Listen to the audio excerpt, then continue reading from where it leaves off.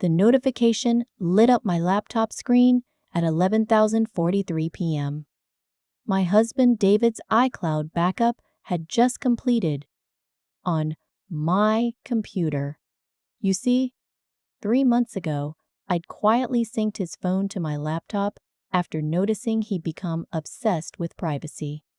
New passwords on everything.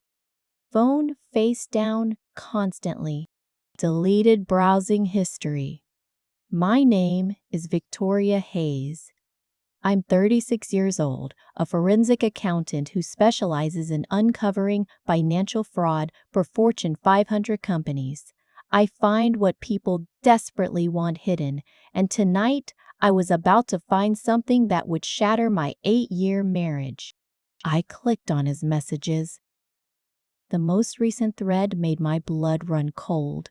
It was with someone named Jim Bro Mike, except Mike's profile picture showed a stunning brunette in a red dress. The messages were explicit, intimate, and they went back 6 months. But here's what made my hands shake. This wasn't just an affair. The woman, whose real name was Sienna Blackwood, was asking about my job, my salary, my upcoming inheritance from my grandmother's estate. David was feeding her detailed information about OUR finances. I scrolled further, found photos they'd taken together, in OUR beach house, in OUR bed, wearing the lingerie. I thought I'd lost in the laundry. But the final message destroyed me. Once she gets the inheritance, we'll be set. Just a few more months of playing devoted husband. I sat there in my home office, listening to my husband snore in our bedroom down the hall, and felt something inside me crystallize. This wasn't heartbreak. This was war. David had no idea who he was playing with. I didn't just find fraud for a living, I dismantled empires. Before we dive deeper into how I took down my cheating husband and his mistress, I need you to do something. Hit that subscribe button, smash the like, and drop a comment telling me what you would do in this situation. Your support helps me share these real stories. Now, let's continue. I spent the rest of that night doing what I do best, digging. Every financial statement, every credit card charge, every business record. By 4 a.m., I had a complete picture, and it was so much worse than just adultery. David had been systematically draining our joint accounts. Small amounts at first, $300 here, $500 there. But in the last month, he transferred $47,000 to an offshore account I'd never seen. My money. From my salary. My bonuses. But here's where it gets really interesting. Sienna Blackwood wasn't just his mistress. She was a professional. I found her on 3 different dating sites, always targeting wealthy men, always the same pattern: seduce them, get financial access, disappear with their money. I found her previous victims. A hedge fund manager in Connecticut divorced, lost $200,000. A real estate developer in Miami bankruptcy. A tech executive in San Francisco restraining order after she tried to blackmail him. David was mark number 4. Except this time, she'd chosen wrong. See? Those other men? They didn't have wives who could track money through 18 layers of shell corporations before breakfast. They didn't have wives with law enforcement contacts. They didn't have wives like me. I created a new folder on my computer, Project Reckoning. Every photo, every message, every financial transaction got documented and backed up to 3 separate cloud services. Then I did something David never expected. I went back to bed. I slid in next to him, and he mumbled something, reaching for me in his sleep. The same hands that had touched her. the same lips that had lied to my face every single day. I let him hold me, and I smiled in the darkness, because I knew something he didn't. His life as he knew it would end in exactly 72 hours. The next morning, I acted perfectly normal, made coffee, kissed him goodbye, told him I loved him. He smiled. That same charming smile that had made me fall for him at a charity gala 8 years ago, and said, "Love you too, babe. Don't work too hard." The moment his car left the driveway, I made 3 phone calls. First, to my lawyer, the most ruthless divorce attorney in the state. Second, to my bank to freeze our joint accounts. Third, to my friend Sarah at the FBI's Financial Crimes Division. You see, David had made one critical mistake. When he created that offshore account and started hiding money, he crossed from civil divorce territory into criminal territory. Fraud, money laundering, and since my grandmother's estate was involved, elder financial abuse. My lawyer, Jennifer Wu, has a 98% success rate in high net worth divorces. She listened to my evidence and let out a low whistle. "Victoria, this isn't just a divorce case. This is a federal investigation waiting to happen. How fast do you want to move?" "Fast," I said. "I want him to feel exactly how I felt last night. Blindsided. Destroyed. I want him to understand that you don't betray a woman who can see everything." Jennifer smiled. "Give me 48 hours. By Friday afternoon, he won't know what hit him." But I couldn't wait 48 hours to start. I needed him to feel safe, comfortable, completely unaware. So that night, I suggested we go out for dinner to his favorite steakhouse. I wore the dress he loved. I laughed at his jokes. I played the devoted wife. During dinner, his phone buzzed. I watched his face change, that guilty micro-expression I'd missed for 6 months. He glanced at it, then at me. "Work email," he lied. I smiled. "No problem. Handle it if you need to." He relaxed. Texted back under the table. I excused myself to the bathroom and pulled out my phone. His text to Jimbro. Mike's had already synced. "She suspects nothing. Still playing the happy couple. Estate meeting is next Tuesday. After that, we're golden." My hands clenched around my phone. Golden. He thought they were golden. I walked back to our table with a smile on my face. "Everything okay?" he asked. "Perfect," I said. "Everything is absolutely perfect." And I meant it, because I'd just forwarded that message to Jennifer, to Sarah at the FBI, and to 3 other people who were about to make David's life very, very difficult. That night, we went home, and he wanted to be intimate. I felt sick, but I needed him unsuspecting, so I made an excuse about being tired from work. He seemed almost relieved, probably saving his energy for her. The thought made me want to scream, but instead, I kissed his cheek. "Good night." At 2 a.m., I got up and went to his home office. His laptop was unlocked. He always forgot to log out. I installed monitoring software in under 3 minutes. Every keystroke, every email, every search would now come straight to me. I was no longer the trusting wife. I was a predator, tracking prey. Thursday morning brought the first crack in his facade. His credit card was declined at Starbucks. He called me from his car, confused and slightly panicked. "Vic, something's wrong with our cards. Can you check the accounts?" "Oh, no," I said, perfectly concerned. Maybe fraud protection kicked in. "I'll call the bank right away." I called the bank, confirmed that I had, in fact, frozen everything the day before. Then I called him back. "Weird. They say everything looks fine on their end. Maybe it's just a technical glitch. Use your personal card for now. Silence on his end. Because his personal card, the one linked to our joint account, was also frozen. I could hear the panic creeping into his voice. All of them? That doesn't make sense. I know, honey. Why don't you come home early? We'll figure this out together. But he didn't come home early. Instead, my monitoring software showed him frantically Googling account frozen divorce and wife access bank accounts. He was starting to realize, but he was still 3 steps behind. At 3 p.m., he received an email from his offshore bank. Account flagged for suspicious activity. Transactions frozen pending investigation.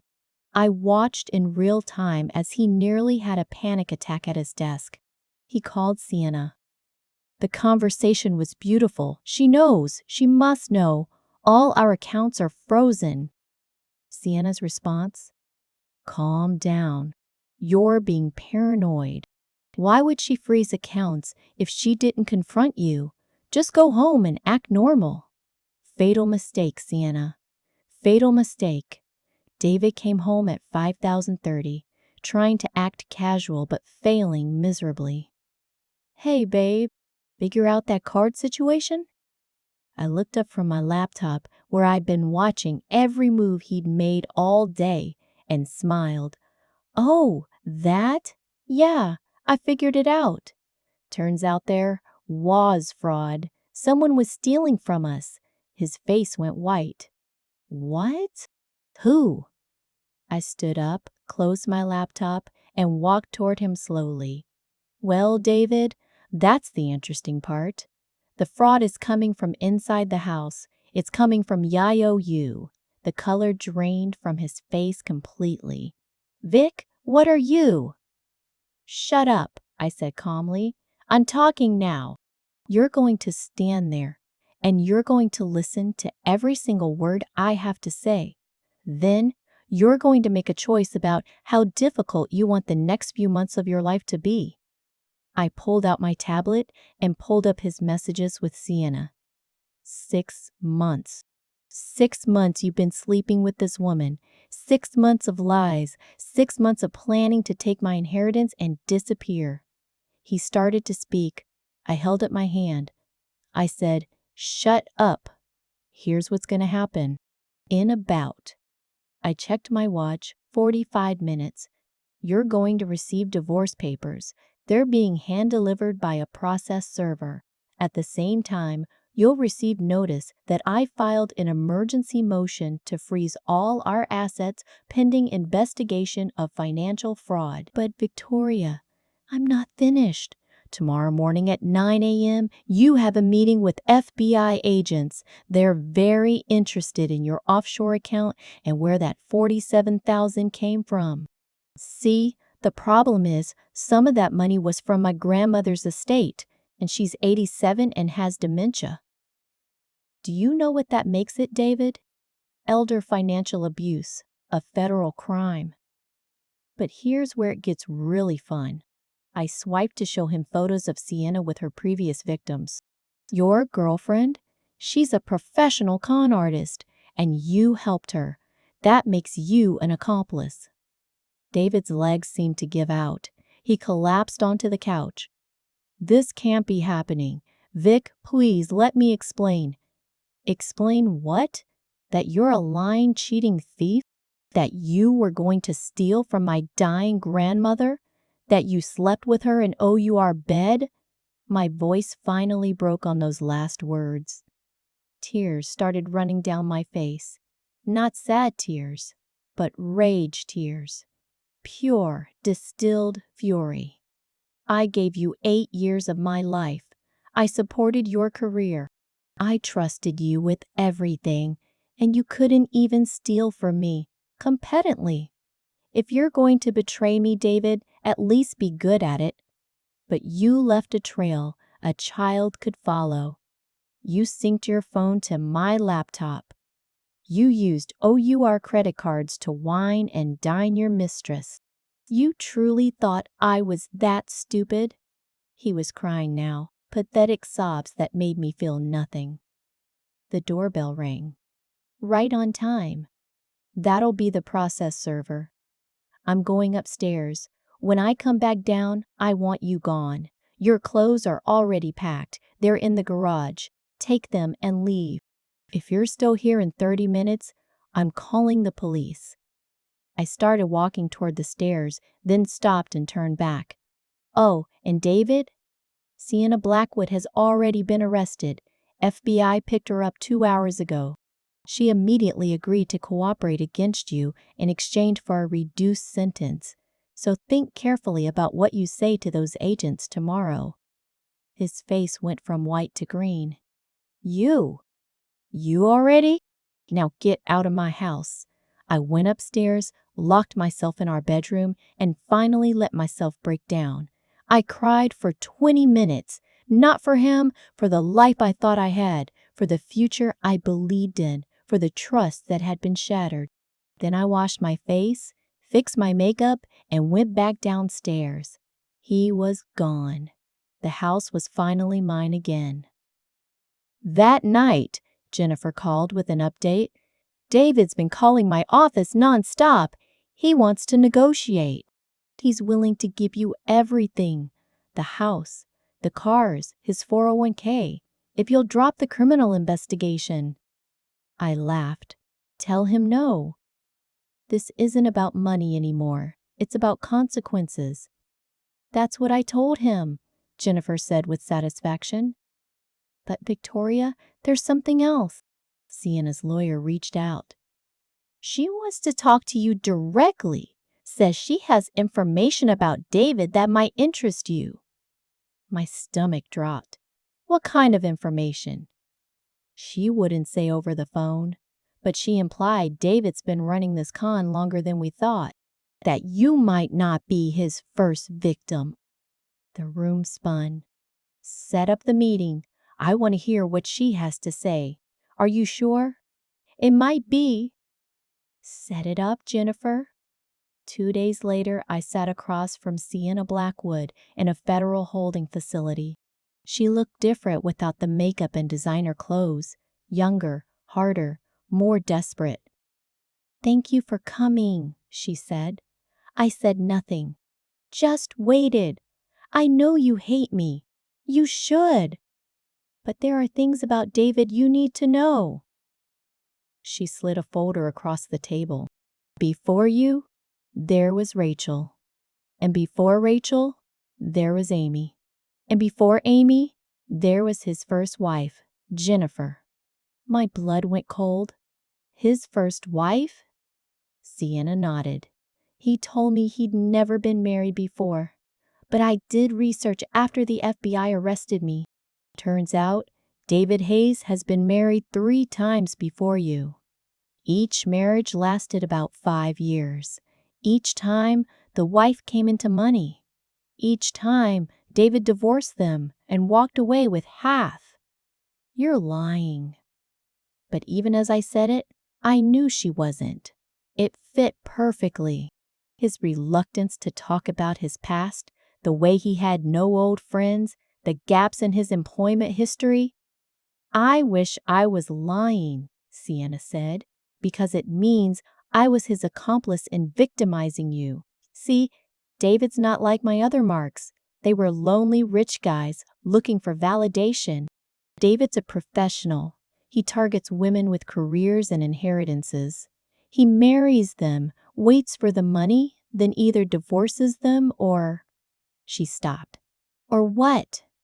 My voice was barely a whisper. The first wife, Jennifer, she died. Car accident. But I pulled the police reports. The brakes failed.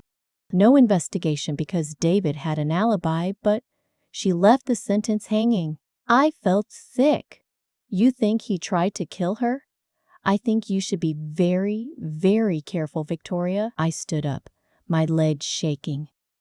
Why are you telling me this? Sienna met my eyes. Because I'd done terrible things, but I've never hurt anyone physically. If something happened to you and I'd stayed quiet, I couldn't live with that. And because maybe, just maybe, if I help you, the FBI will be more lenient. I left that meeting and immediately called Jennifer Wu and Sarah at the FBI. 3 hours later, we had a task force assembled.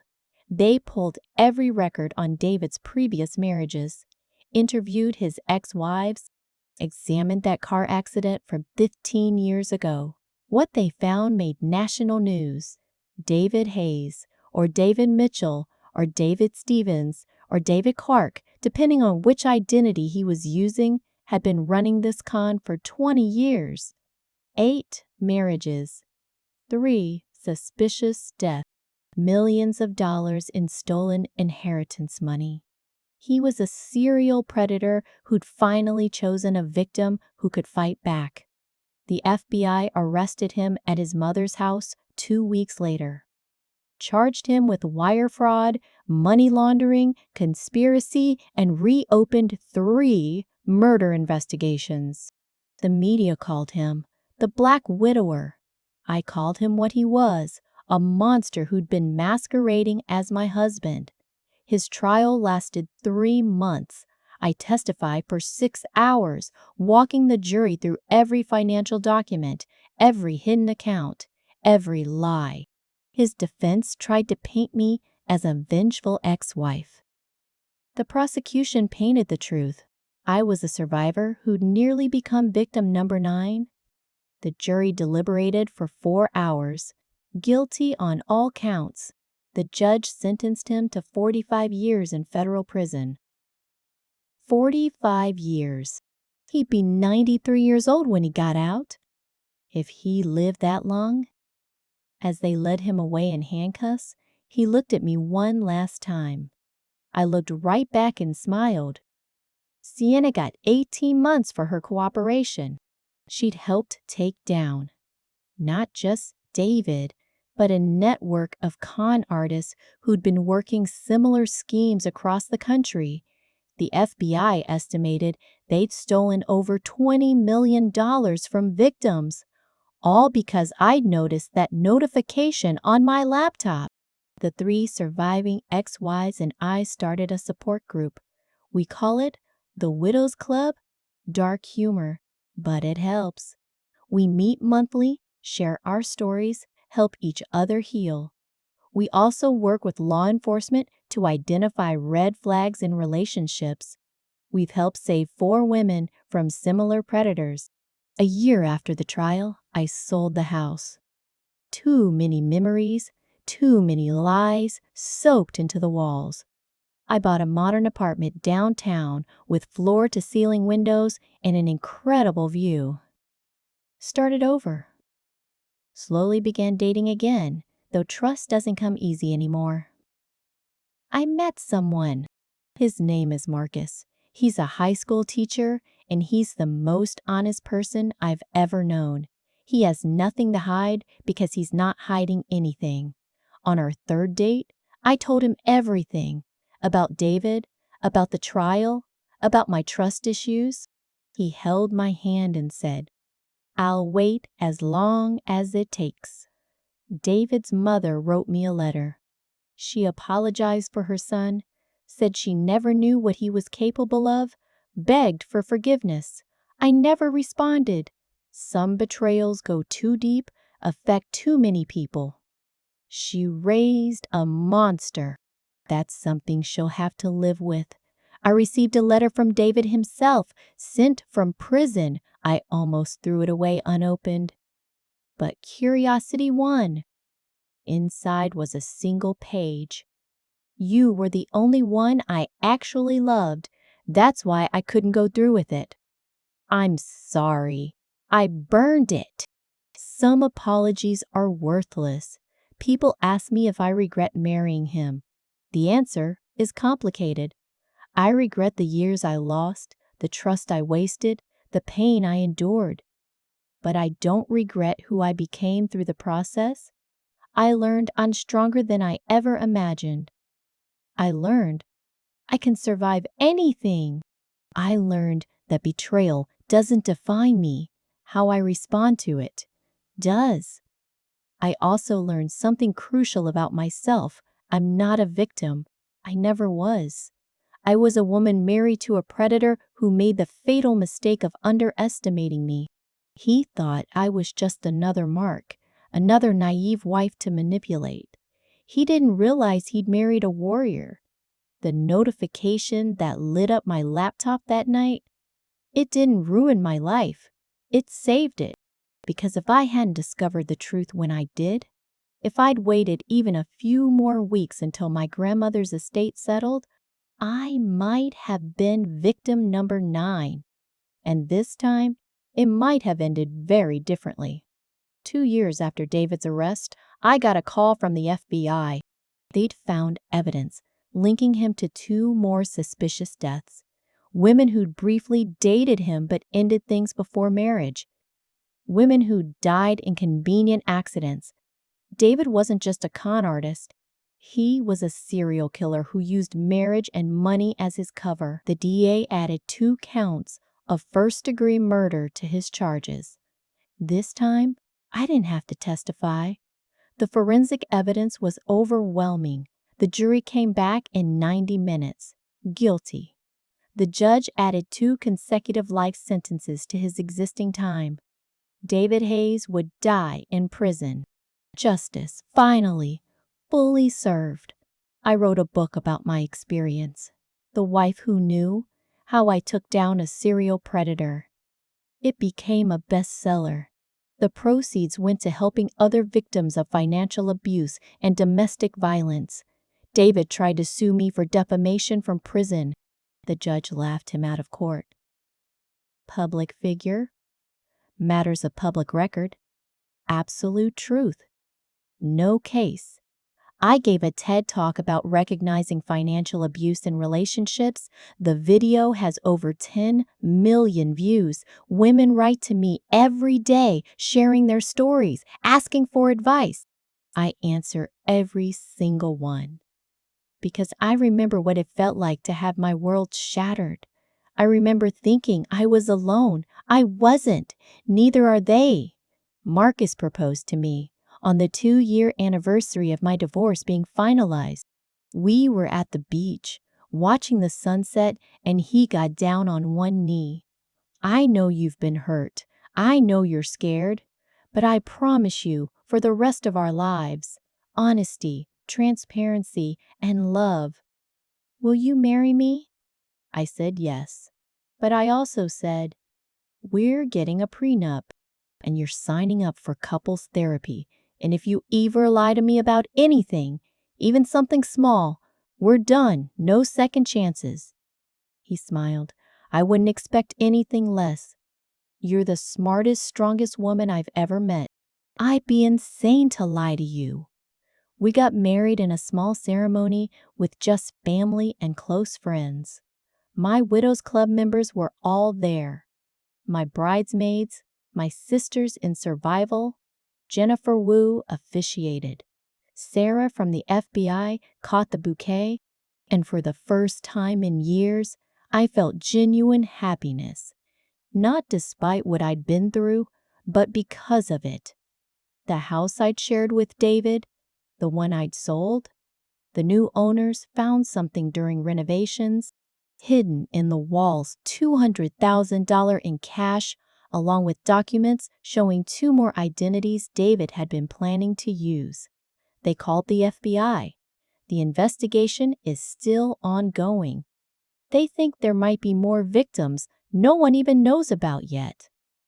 I think about that night sometimes, the night that notification lit up my screen, the night my life changed forever, and I'm grateful I saw it, grateful I'm smart enough to investigate, grateful I'm strong enough to fight back, because not every woman in my position would have survived.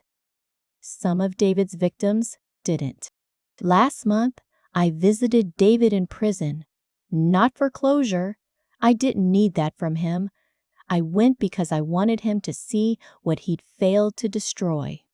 I walked in wearing a designer suit, my wedding ring from Marcus on my finger, confidence radiating from every pore. He looked terrible. Prison ages you fast. Hello, David, I said, sitting down across from him. He wouldn't meet my eyes. Why are you here? To let you know I won. You tried to destroy me, and instead, I destroyed you. I'm remarried, successful, happy, and you're going to die in here. I wanted you to know that before I never think about you again. He finally looked up, and I saw something in his eyes, not remorse, but fear. You don't understand what you've done. The people I was working with, they're still out there. They're angry that you exposed them. You need to be careful. I leaned forward. David, I'm always careful now. And unlike you, I have powerful friends. Try me. I left that prison and never looked back. His warning didn't scare me, it energized me, because I realized my fight wasn't over. There were more. David Hayes is out there, more predators targeting women, more victims who needed someone to believe them and help them fight back. I started a nonprofit, the Widows Project. We help women investigate suspicious partners, provide legal resources for divorces involving financial abuse, and work with law enforcement to identify and stop marriage fraud. In 2 years, we've helped over 300 women. We've prevented an estimated 50 million in theft. We've put 12 predators in prison. The work is hard. Every case takes a piece of my soul. Every story reminds me of my own pain. But every woman we save makes it worth it. Every predator we stop means another potential victim who'll never know the nightmare I lived through. That's justice. That's healing. 3 years after David's conviction, I got pregnant. Marcus and I hadn't planned it, but we were thrilled. I spent 9 months terrified something would go wrong. Trauma has a way of making you expect the worst. But our daughter was born healthy and perfect. We named her Hope, because that's what she represents. Hope will grow up knowing her mother's story. She'll learn that women are strong, that betrayal doesn't define us, that we have the power to fight back and win. She'll learn to trust but verify, to love but protect herself, to be kind but never weak. She'll learn from my mistakes and my triumphs. David's mother reached out again after Hope was born. She wanted to meet her granddaughter. I said no. Some bridges, once burned, should stay ash. She made choices: to ignore red flags, to enable her son, to look the other way when women around him kept dying or disappearing. Those choices have consequences too. I got a call from one of David's fellow inmates. He'd been attacked. Someone connected to the fraud network he'd betrayed. He was in critical condition. The hospital asked if I wanted to be notified of any changes in his status. I said no. I'm not his wife anymore. I'm not his anything. He's just a monster I once knew. David survived the attack, but was left partially paralyzed. His lawyer tried to use it to argue for early release on medical grounds. The judge denied the motion. The defendant is exactly where he belongs, regardless of his medical condition. Motion denied. I sent the judge a thank you note. Justice matters. I wrote a second book, Recovery After Betrayal, Building a Life After Narcissistic Abuse. It focuses not on David, but on healing, on rebuilding trust, on finding love again, on becoming stronger than the trauma that tried to break you. It's helped thousands of women who've been where I was. The FBI asked me to consult on cases involving financial fraud and romance scams. I've helped identify patterns, create profiles of predators, train agents on what to look for. It's become my second career, using my skills and my pain to protect others. Every case I solve feels like another piece of healing. I think about the woman I was 8 years ago, the trusting wife who believed her husband's lies, the naive woman who thought love was enough, the fool who ignored red flags because she wanted to believe the best in people. I don't miss her. She had to die for me to become who I am now. But I also grieve for her sometimes, for her innocence, for her trust, for the uncomplicated love she believed in. David didn't just steal money from me. He stole my ability to love freely, to trust easily, to believe in happily ever after. That's a theft no prison sentence can repay. Yet I'm grateful too, because that woman, that naive, trusting version of me, she wouldn't have survived what came after. She wouldn't have had the strength to fight back, to testify, to rebuild. She had to die so the warrior could be born. And that warrior, she's unstoppable. I reconnected with David's ex-wives. We meet quarterly now, a support group of survivors. Rachel told me, "You saved my life. If you hadn't exposed him, I'd have spent the rest of my life thinking I was crazy, that I'd imagined the warning signs." Amy said, "You gave me permission to stop blaming myself." We talk about healing, about moving forward, about finding joy after trauma. We celebrate each other's victories, new jobs, new relationships, days when we don't think about him at all. We hold each other on hard days, when the memories come back, when the trauma resurfaces. We're family now, bonded by survival. The Widows Project hosted its first annual conference last year. 500 women attended, survivors, advocates, law enforcement, therapists. We shared stories, strategies, resources. The energy in that room was electric. These weren't victims. These were warriors. These were women who'd been to hell and came back with fire in their eyes. I gave the keynote speech, told my whole story, the betrayal, the investigation, the trial, the aftermath. When I finished, the standing ovation lasted 5 minutes. Women were crying, hugging, thanking me. One woman said, "You gave me hope that I can survive this." I hugged her and said, "You won't just survive, you'll thrive." David sent another letter. This one different. No apologies, no excuses, just anger. "You destroyed my life. You took everything from me. I hate you." I read it once, then used it in a training presentation. "This," I told a room full of FBI agents, "is what happens when a predator loses control. They don't feel remorse, they feel rage." I framed that letter and hung it in my office. A reminder that I didn't destroy his life. He destroyed his own life by choosing to be a monster. I just exposed what he was. There's a difference between justice and vengeance. I chose justice. The system chose his consequences. Hope took her first steps last week. Watching her navigate the world with pure joy and zero fear reminds me why I fought so hard. She'll grow up in a world where her mother showed her that women don't have to be victims, that we can fight back, that we can win. That's the greatest gift I can give her. Marcus proposed. "We have another child." I said yes, but I'm still scared. Scared of being vulnerable again, scared of trusting, scared of getting hurt. He understands. "Take your time," he says. "I'm not going anywhere. I've proven that by now, haven't I?" And he has.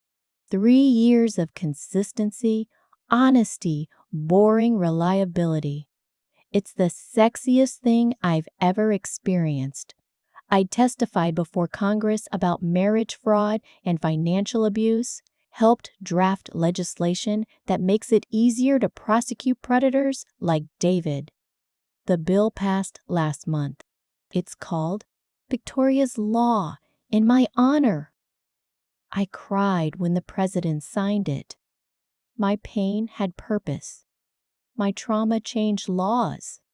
My voice protected others. The 3 women David murdered, their families reached out to thank me. "We never got justice until you fought back," one mother said. "You gave us closure. You gave us peace. You proved he was a monster." I told them I wish I'd figured it out sooner, could have saved their daughters. They said, "You saved future daughters. That's enough." But is it enough? Sometimes I lie awake at night, thinking about the women who didn't survive, the ones who trusted him completely, the ones who had no warning. If I'd been less careful, less observant, less skilled at finding hidden money, would I have joined them? The thought haunts me, motivates me, drives me forward. I started teaching a class at the local university, financial forensics and fraud detection. But really, I teach survival. I teach women how to protect themselves, how to spot predators, how to gather evidence, how to fight back. Every semester, at least one student tells me, "You probably saved my life with this information." David's prison sent notification that he'd been transferred to a maximum security psychiatric facility. Apparently, he'd had a psychotic break, claimed he was hearing voices, demanded medication. His lawyer tried again for early release. Again denied. The judge noted, "Convenient timing for this diagnosis. Motion denied."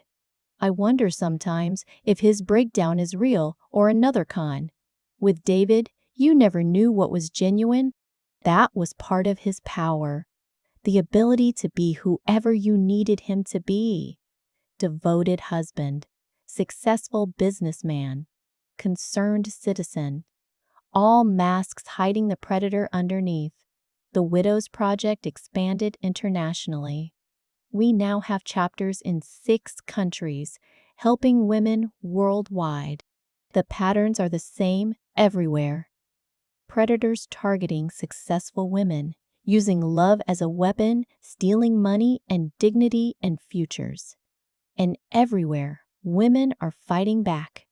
We're creating a global army of survivors. I got an email from Sienna. She's out of prison now, working minimum wage, trying to rebuild her life. "I know you'll never forgive me," she wrote, "but I want you to know, helping take down David was the first good thing I'd done in years. Maybe the only good thing? Thank you for giving me that chance." I didn't respond. Some thanks aren't mine to accept. Marcus and I celebrated our 3rd anniversary last month. 3 years of stability, honesty, boring, wonderful reliability. He gave me a photo album pictures of us, of hope, of our life together. On the first page, he'd written, "To new beginnings and healing and love that's real." I cried. The good kind of tears this time. I look at Hope sleeping in her crib and think about the future. She'll grow up hearing this story. She'll learn that her mother was once broken but put herself back together stronger. She'll learn that women are warriors. She'll learn that love without honesty isn't love. It's manipulation. She'll be prepared for the world in ways I never was. But I also want her to keep her innocence as long as possible, to believe in love, to trust people, to see the good in the world. It's a balance, teaching her to protect herself without making her cynical, teaching her strength without hardening her heart. It's the hardest part of being a mother after trauma. The FBI called with news. They'd found evidence of 3 more potential victims, women who'd briefly dated David but disappeared before marriage. Cold cases from different states, different decades. They're reopening all 3 investigations. David might face 3 more murder charges, justice delayed but not denied. I testified at a hearing for one of the cases. described David's patterns, his methods, his tells. The defense attorney tried to discredit me. Isn't it true you're biased against the defendant? I smiled. Absolutely. He tried to steal my inheritance and possibly murder me. But bias doesn't negate facts, and the facts are devastating. The jury convicted him of 2 more murders, 2 more life sentences added to his pile. He'll never see freedom again, never hurt another woman, never destroy another family. As they led him from the courtroom, he looked at me one final time. I blew him a kiss. Sweet, perfect justice. People ask me if I feel guilty about his fate. No, not for a second. David made choices. He chose to be a predator. He chose to hurt women. He chose to steal and lie and possibly kill. I didn't destroy him. I exposed him. There's a profound difference. The monster was always there. I just turned on the lights. I'm writing a 3rd book now, Raising Warriors, How to Teach Your Daughters Strength After Trauma. It's about breaking cycles, about healing generationally, about ensuring our daughters don't repeat our mistakes. It's the hardest book I've written. Every page requires confronting my own parenting fears. The Widows Project launched a scholarship program, full rides to college for daughters of women killed by domestic partners. Hope's future is secure, but other girls deserve that security too. We've awarded 15 scholarships so far. At the ceremony, one recipient said, "My mom didn't survive, but because of you, her dream of me going to college did." I think about my life in 2 parts now, before and after. Before David's arrest, I was asleep. After, I'm awake, hypervigilant sometimes, maybe too cautious, but alive in ways I never was during my marriage. The woman I am now would never have fallen for David's lies, but she had to be forged in fire to exist. That fire still burns sometimes. On hard days, when the PTSD hits, when a man at the grocery store moves a certain way and I'm suddenly back in that house discovering the truth. When Marcus is late coming home and my brain spirals, when I wake up at 3 a.m. convinced it's all happening again, the fire burns and I remember. But I've learned to use that fire, to channel it into my work, my advocacy, my mission. The rage that could have consumed me instead fuels me. Every woman I help, every predator I expose, every law I help pass, that's the fire transformed into purpose. That's trauma alchemy. Turning pain into power? Marcus proposed, "We renew our vows on our 5th anniversary. Not because we need to," he said, "but because I want to stand in front of everyone we love and promise you again, honesty, transparency, forever." I said yes. Because 5 years of proving himself deserves celebration. Because I'm finally healing enough to fully trust. David's mother died last month. Cancer. She never stopped trying to contact me, to meet Hope, to be part of our lives. I never relented. At her funeral, I heard she told people, "I failed my son." I knew something was wrong and looked away. Victoria was right not to forgive me. Even in death, she couldn't escape the truth. I feel nothing about her death. No grief, no satisfaction, nothing. She made her choices. She protected a monster. Her guilt, if it was real, doesn't absolve her. Some things can't be forgiven, shouldn't be forgiven. That's okay. Forgiveness isn't required for healing. Understanding is. The Widows Project reached a milestone. 1,000 women helped. 1,000 lives potentially saved from predators. 1,000 families protected. We celebrated with a gala fundraiser. I gave a speech, and my voice broke halfway through. You saved me by letting me save you. This work heals me. Thank you. Hope said her first words last week, Mama, strong. Marcus laughed and said, She's right, you know. But strength isn't always obvious. Sometimes strength is getting out of bed after nightmares. Sometimes it's trusting Marcus even when your trauma screams warnings. Sometimes it's just breathing through another day. I received notification that David's health is failing. Prison medical staff estimate he has less than a year. His lawyer requested compassionate release again. Again, denied. The defendant will serve his sentence in full regardless of his medical condition. I feel nothing hearing this. His suffering means nothing to me. His death will mean closure. People expect me to feel vindicated when David dies. I won't. I already won. The moment he was convicted, the moment I walked out of that courtroom free and he didn't, I won. His death is just punctuation on a sentence that was written years ago. The story ended when I exposed him. Everything else is epilogue. I think about that notification sometimes. The one that changed everything. What if I'd missed it? What if I'd ignored my instincts? What if I'd been less skilled, less brave, less stubborn? I'd be dead, or ruined, or still trapped in lies. That notification was fate intervening. The universe saying, not this one. This one fights back. I'm teaching Hope about intuition, about listening to the voice inside that says something's wrong, about trusting herself even when others doubt, about being brave enough to look at hard truths. These are lessons I learned too late.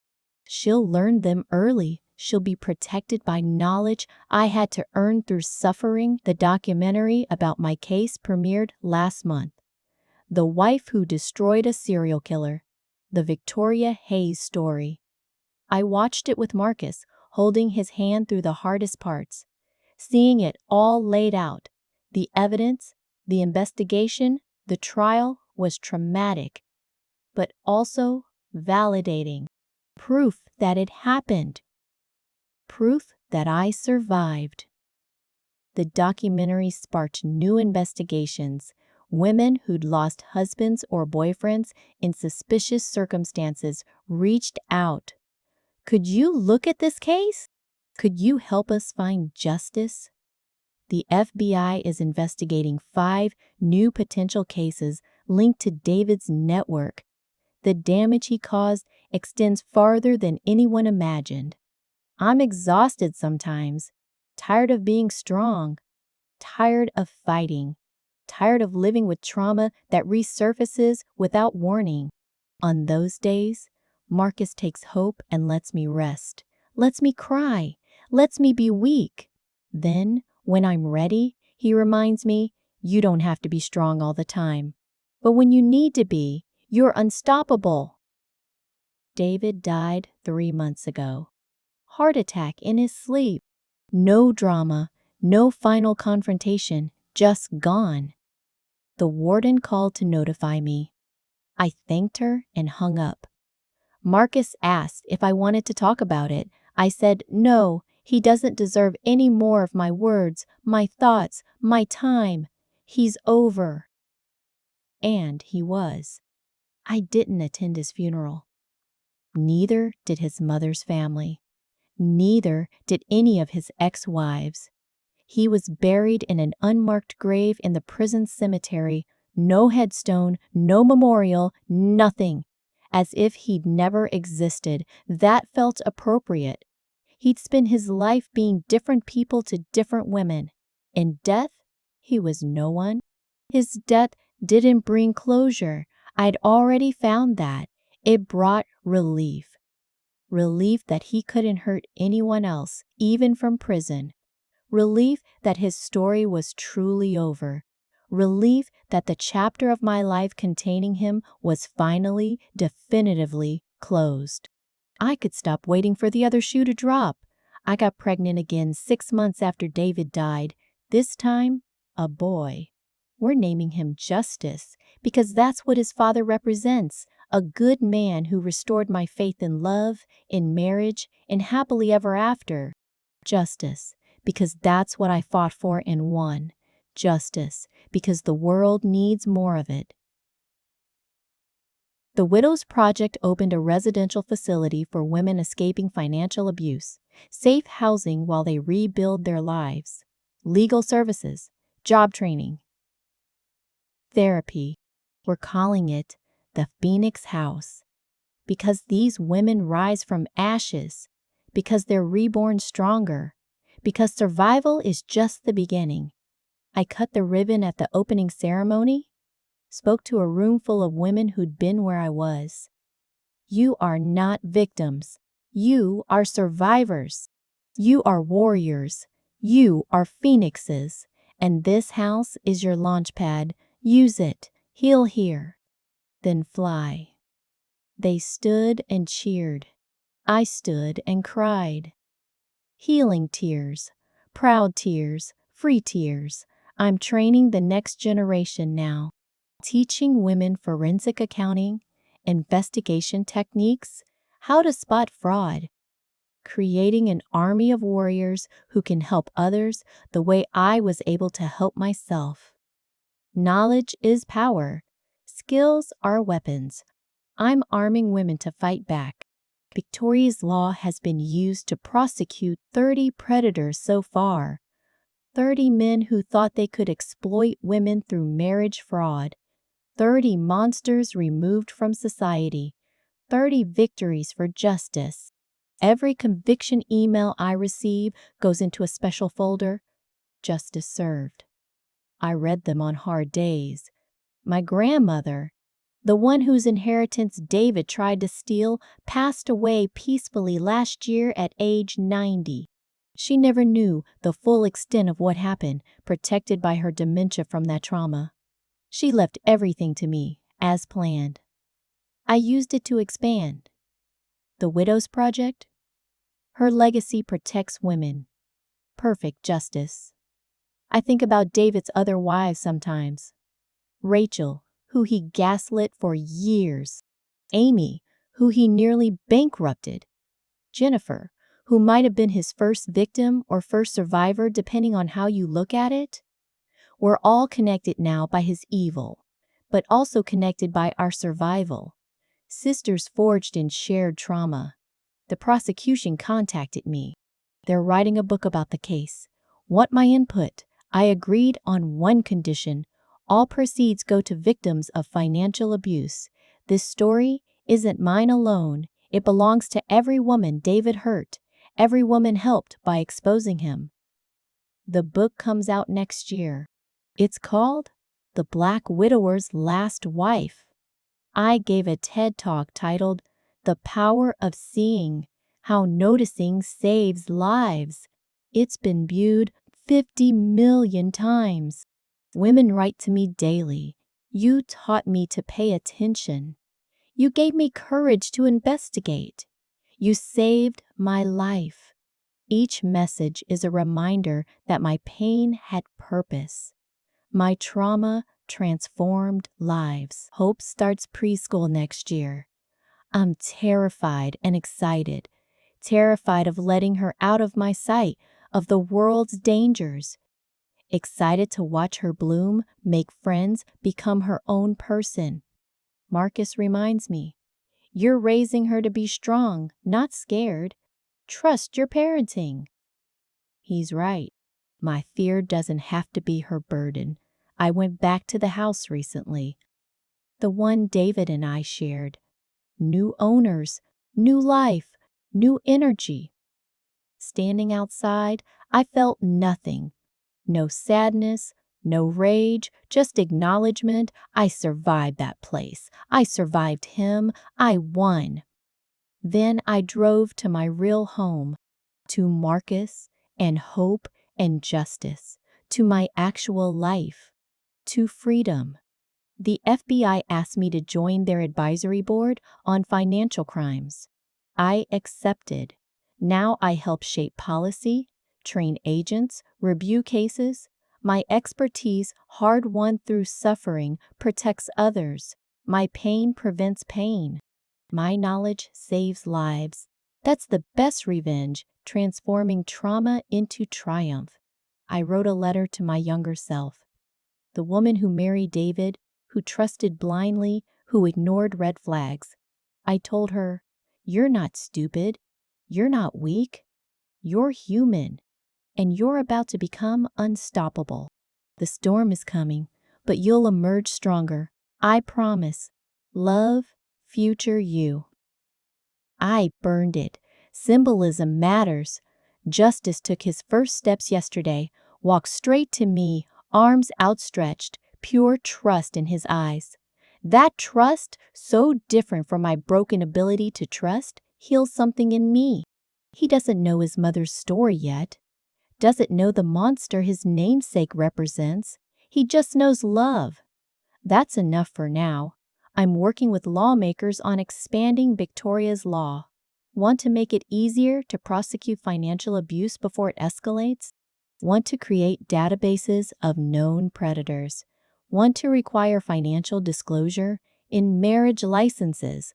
Want to protect women the way I wish I'd been protected? Prevention, not just punishment.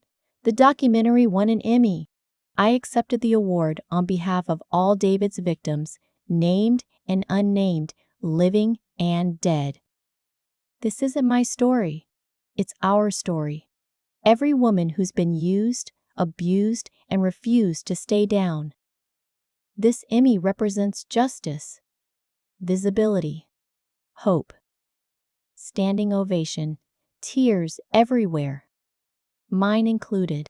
I started a podcast, The Widows Club.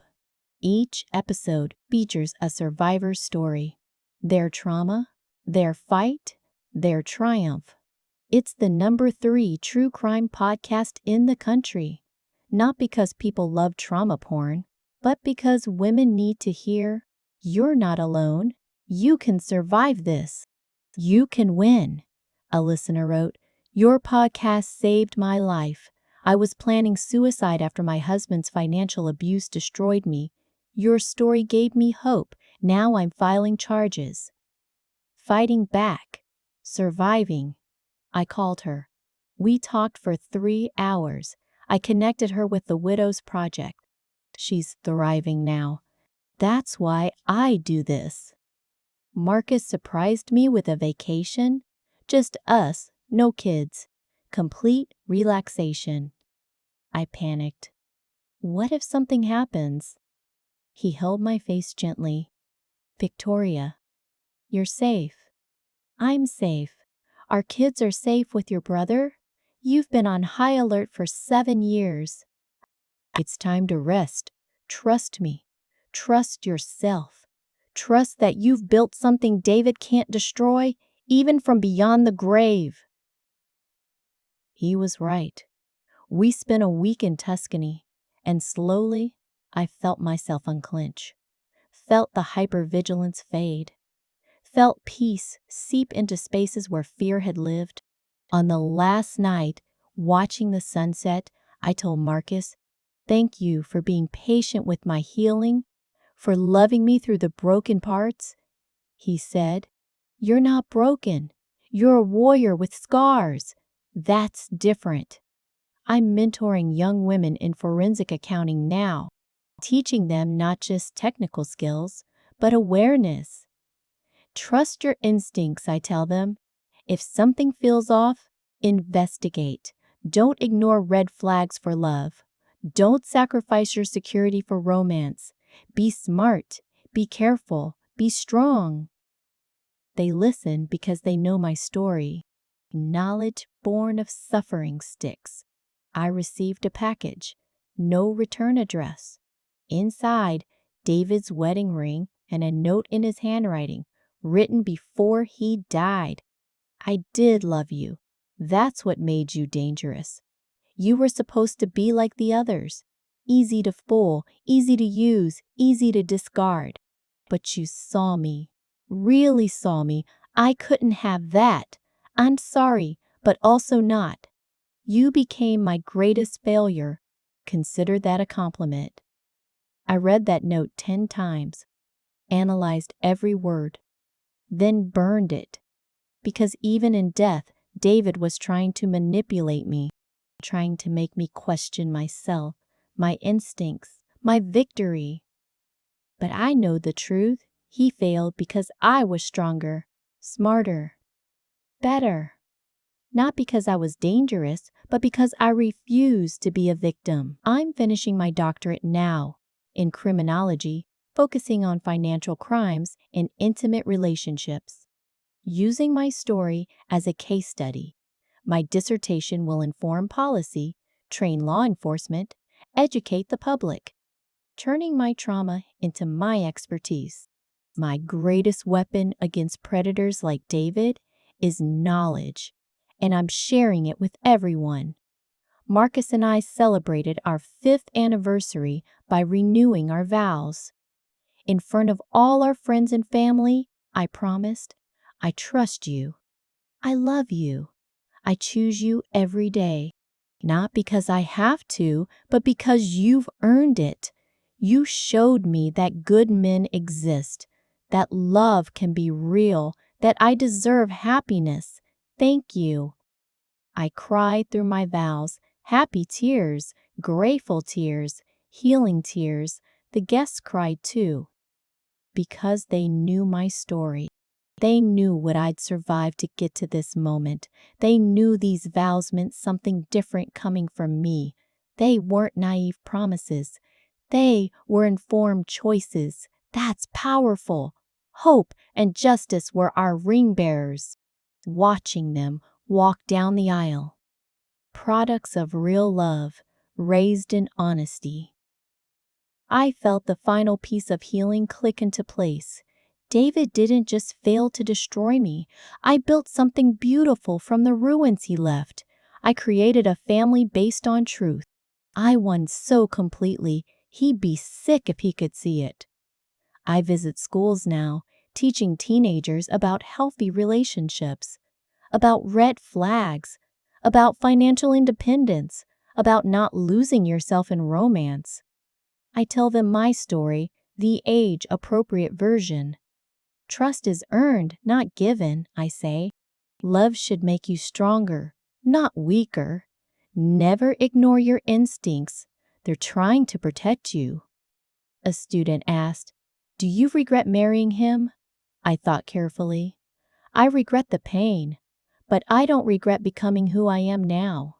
That woman who married David was naive. This woman who stands before you is a warrior. Sometimes we have to go through hell to find our strength. I just wish I'd found it differently. The FBI solved 3 cold cases using my techniques. 3 women who disappeared after brief relationships, all connected to men using David's playbook. Their families got closure. The predators got justice. My method saved those families from decades more of wondering. That's legacy. I'm working on creating a national database of known financial predators. Working with law enforcement, lawmakers, tech companies. If we can track sex offenders, why not track people with patterns of financial abuse? It's controversial, but necessary. How many women must be destroyed before we act? How many lives could be saved with better information? The resistance to this database tells me everything I need to know. People are more comfortable protecting predators' privacy than potential victims' safety. More worried about false accusations than actual crimes. More invested in maintaining the status quo than preventing abuse. It's disgusting. But I'm not stopping. I never stop. I receive death threats from men's rights activists. Apparently, helping women identify and escape financial abuse makes me a man-hater. My response? I don't hate men. I hate predators. If you feel attacked by my work protecting women from criminals, examine why. More threats. More proof. I'm doing something right. Marcus installed a security system, hired security for public appearances. The price of visibility is vulnerability. But I refuse to be silenced. David tried to destroy me privately. These trolls try publicly. Neither will succeed. Because I'm no longer that trusting wife. I'm the woman who brings down empires. The threats increased after my book hit #1 on the Times bestseller list.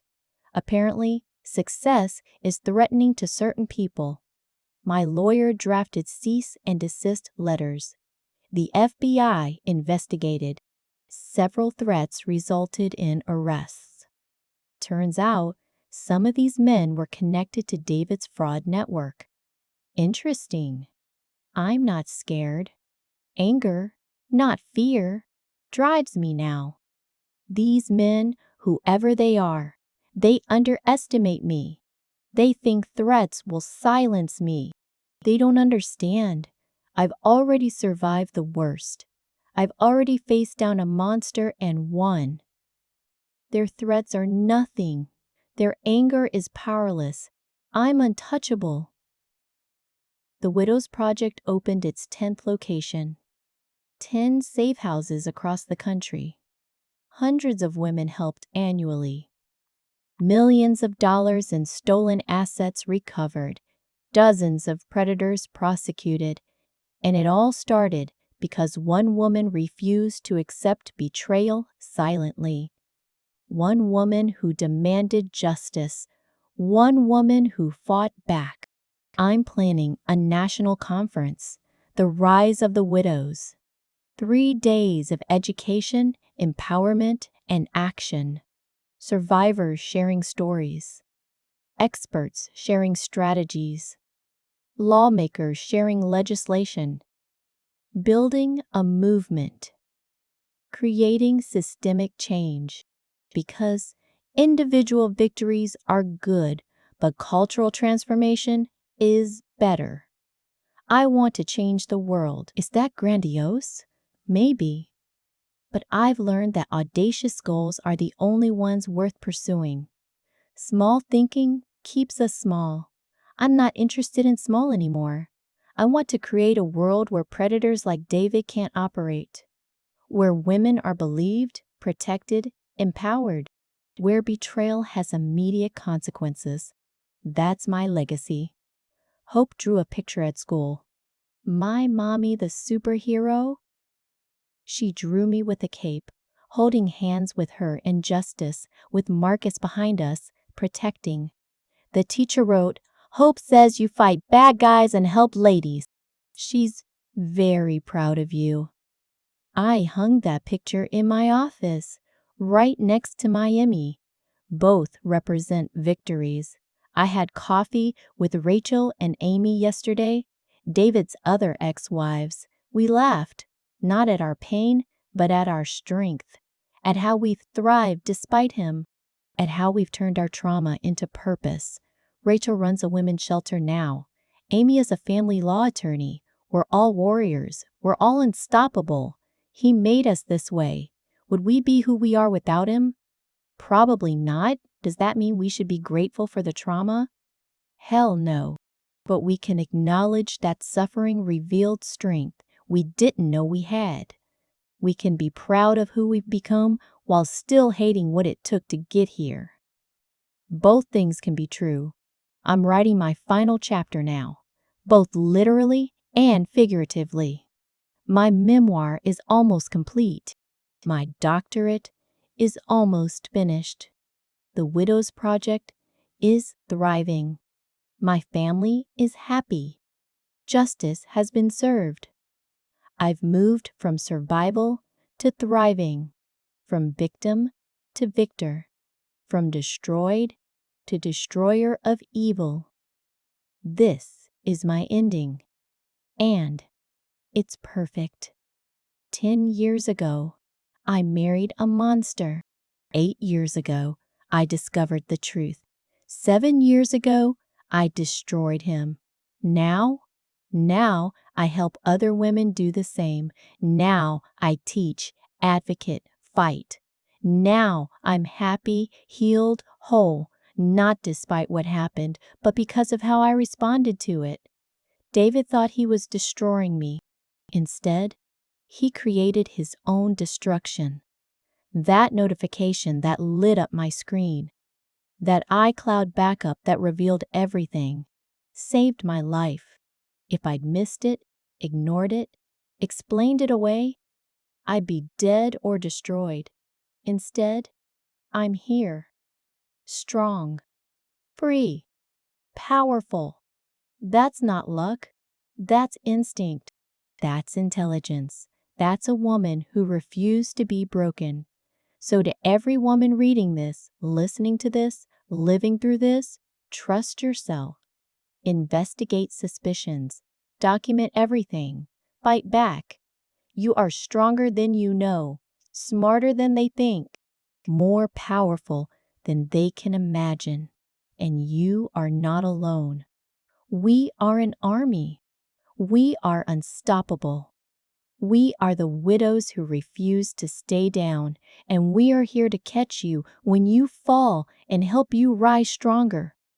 This is my story, the story of a woman who caught her husband red-handed and didn't just leave. She destroyed him. The story of trauma transformed into triumph. The story of pain becoming power. The story of survival becoming strength. This is my story. But it could be yours too. All you have to do is decide, will you be a victim or a victor? I chose victor, and I've never looked back. Thank you for listening to my story. Thank you for being here. Thank you for fighting your own battles. Together, we change the world. Together, we end cycles of abuse. Together, we protect future generations. Subscribe for more stories of survival and triumph. Comment with your own experiences. And remember, you are never alone. The Widows Club has your back. Always.